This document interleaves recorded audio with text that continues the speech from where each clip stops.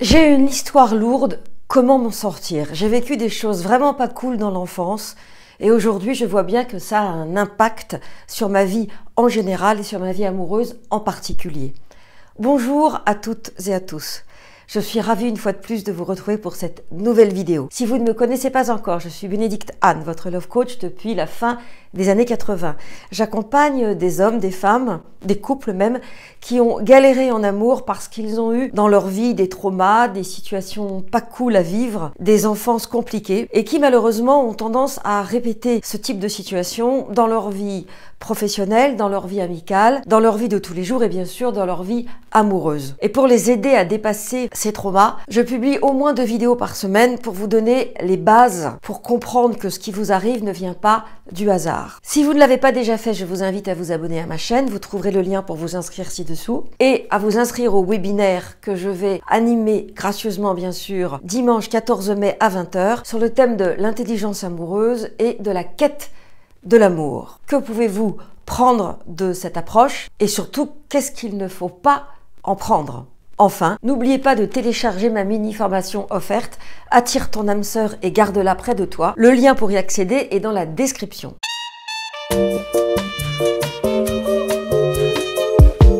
J'ai une histoire lourde, comment m'en sortir? J'ai vécu des choses vraiment pas cool dans l'enfance et aujourd'hui je vois bien que ça a un impact sur ma vie amoureuse. Je vais analyser le mail de Petula Clark, qui est bien sûr un pseudo, mais nous allons l'appeler Petula puisque c'est le pseudo qu'elle a choisi, qui n'a pas les moyens de s'offrir un coaching avec moi, mais qui aimerait que je l'aide.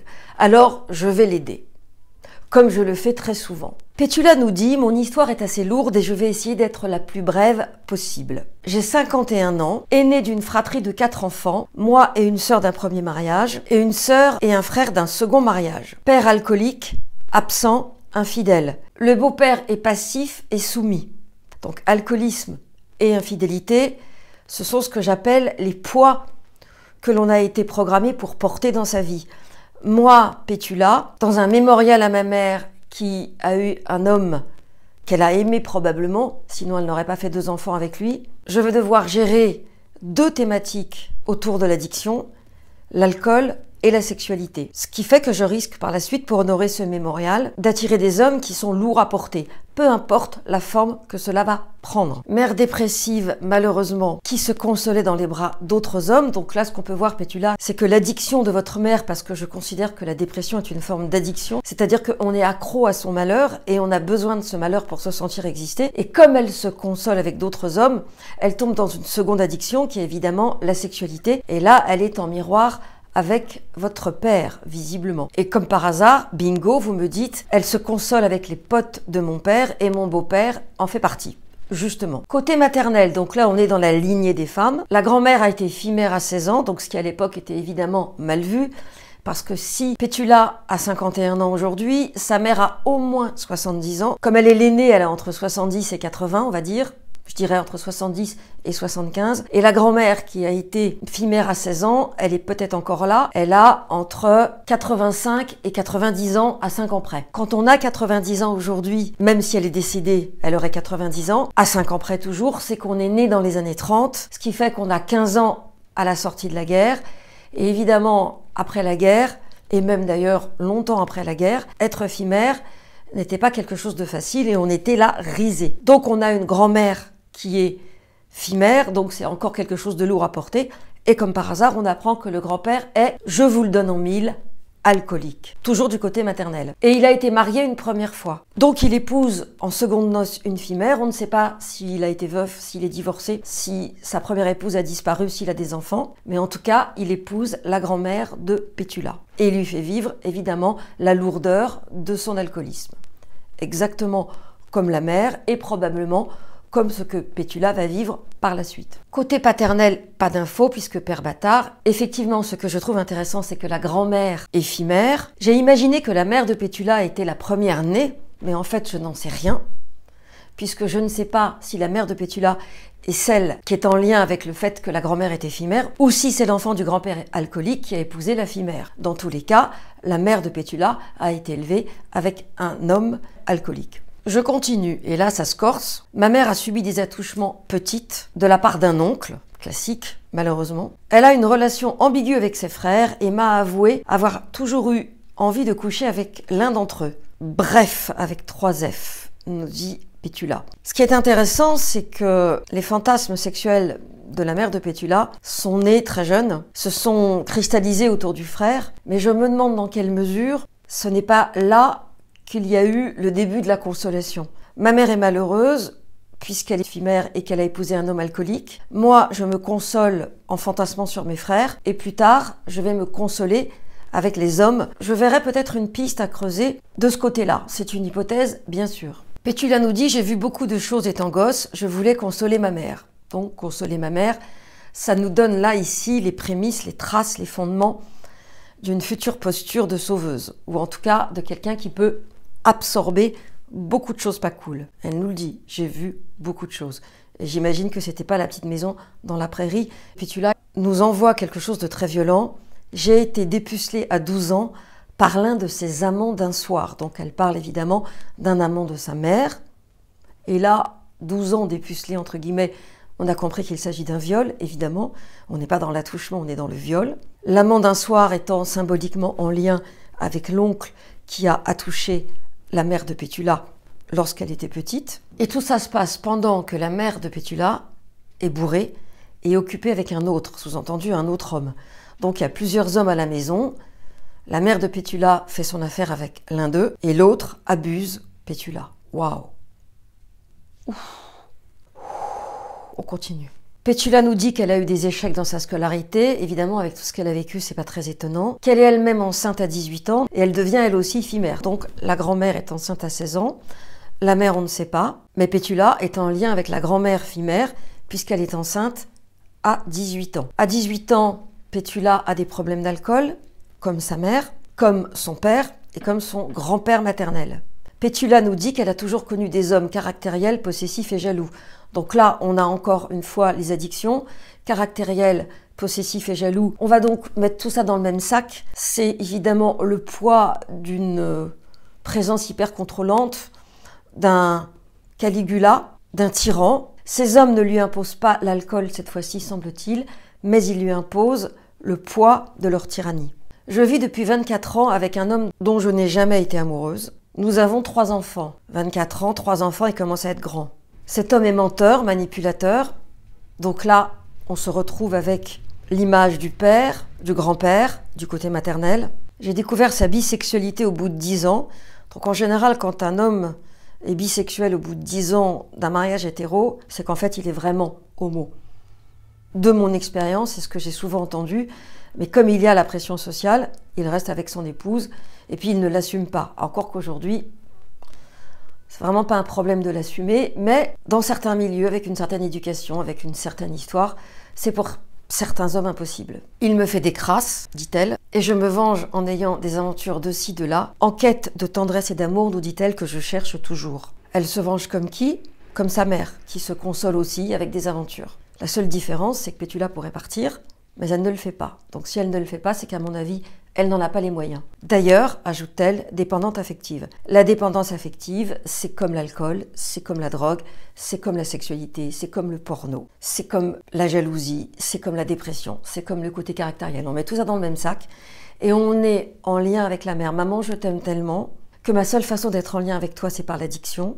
En étant dépendante affective, je recherche l'amour que je n'ai pas reçu, l'attention que je n'ai pas reçue, la fameuse tendresse dont Pétula nous parle. Et c'est une façon à moi de te dire que je t'aime, parce que toi, tu cherchais la consolation et dans l'alcool et dans les bras des hommes. Mais ma dépendance affective et le fait que je reste avec cet homme violent et manipulateur me permettent de te dire quelque chose du genre « je n'ai pas pu t'aider, pourtant j'ai essayé ». Alors à défaut d'avoir pu te sortir de là, moi, petite fille incapable de le faire, la seule chose que je puisse faire, c'est ne pas être plus heureuse que toi. Dépendante tout court, ajoute Pétula. Donc je ne suis pas si elle est dépendante de l'homme avec lequel elle vit, si elle est dépendante de l'amour et de ses aventures, ou si elle est dépendante d'autre chose. Mais peut-être je manque d'éléments. Je me suis perdue. Ça sent trop d'aventure, je dirais intuitivement. J'aimerais beaucoup que tu me conseilles, mais faute de moyens, je ne peux pas prendre de coaching. Néanmoins, tes vidéos et conseils sont pour moi un trésor d'informations. Merci si tu peux m'aider. Alors Pétula, j'ai décortiqué ton histoire Je t'ai montré les liens transgénérationnels, en tout cas dans la lignée des femmes, où on voit que l'histoire se répète. Alors comment t'aider? C'est une vraie question. Tu connais bien ton histoire, tu te connais bien, tu es lucide. Ce qu'on peut dire, c'est que dans un mémorial à la lignée des femmes, tu leur dis « je vous aime et j'honore votre mémoire » en vivant la même chose que vous, version moderne. Le fait que ton père soit bâtard est en lien évidemment avec ta grand-mère et le fait qu'elle ait été fille-mère, et donc ta mère épouse un bâtard. Là encore, c'est une manière de réparer son enfance. Surtout si c'est elle la bâtarde. Et si ça n'est pas elle, c'est une réparation, entre guillemets, consolation, de ta grand-mère. Donc, être fille-mère à 16 ans juste après la guerre pour la grand-mère, c'est d'une grande violence. On est critiqué par le modèle judéo-chrétien et on épouse un homme alcoolique qui nous donne un nom et qui donne une légitimité à l'enfant que l'on a eu d'un homme inconnu. Ça, c'est le premier hommage que tu rends. Et si ta mère est issue de cet homme inconnu et que son père d'adoption est ton grand-père alcoolique, elle va rester en lien avec sa propre mère qui a dû se sacrifier avec un homme qu'elle n'aimait pas forcément, mais qui, en donnant la légitimité, lui a permis de survivre. Parce que dans la légitimité, il y a aussi en général l'argent que rapporte cet homme. Fille-mère, un enfant, pas de boulot, l'homme arrive, il est alcoolique, mais il donne un nom à sa fille et surtout, il la nourrit. Comme par hasard, c'est ce que tu vis aujourd'hui avec le compagnon que tu ne supportes plus, mais que tu n'as visiblement pas les moyens de quitter. Donc l'histoire est exactement la même entre ta grand-mère et toi. Ta mère, c'est un peu différent, mais on reste dans une posture sacrificielle. Et ta mère, donc, épouse un homme alcoolique, c'est ton père qu'elle aime, qu'elle finit par quitter. Elle se console donc avec des hommes autour, donc elle boit et elle couche. Toi, tu ne fais que coucher. Et elle va choper le beau-père, avec lequel elle aura 2 enfants. Et elle se console, donc j'imagine, du beau-père en ayant des aventures. C'est exactement ce que tu fais. Donc tu honores la lignée des femmes, en tout cas de la grand-mère et de la mère, en vivant plus ou moins à quelques détails près, version moderne, exactement la même chose qu'elle.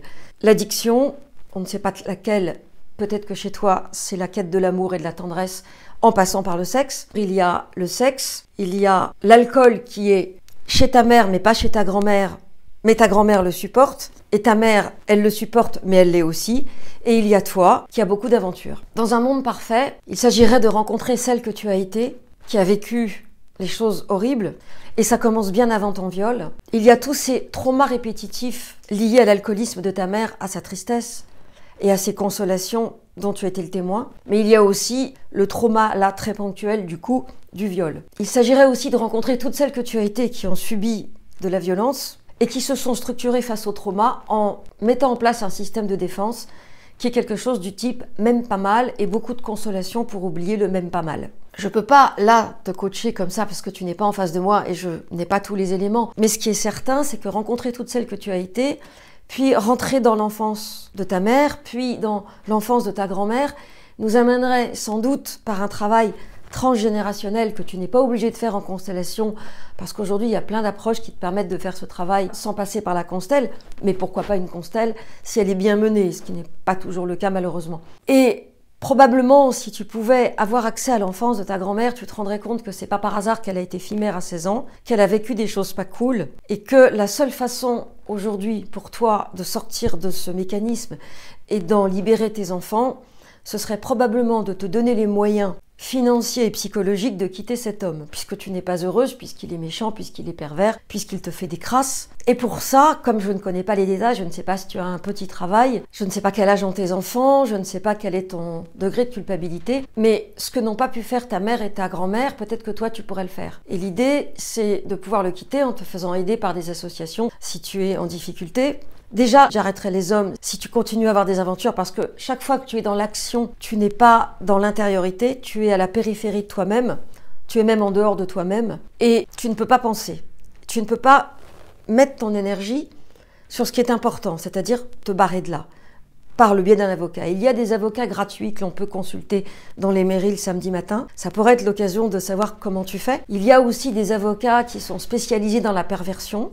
Mais peut-être que tu peux obtenir un divorce avec un montant compensatoire ou en tout cas une pension alimentaire. Mais là encore, je n'ai pas les éléments et je ne sais donc pas comment tu vis. Pour conclure, Pétula, avoir une telle lucidité et ne rien en faire me semble douloureux à vivre. Tu sais exactement où chercher puisque tu connais ton histoire. J'espère que cet éclairage t'aura aidé. J'espère que les liens que j'ai faits t'auront permis d'y voir plus clair. J'espère que tu vas suivre mon conseil d'arrêter toutes tes addictions et s'il faut, tu peux te faire aider par les dépendants affectifs et sexuels anonymes, les DASA. Il y a des réunions en ligne, en téléphone, en WhatsApp.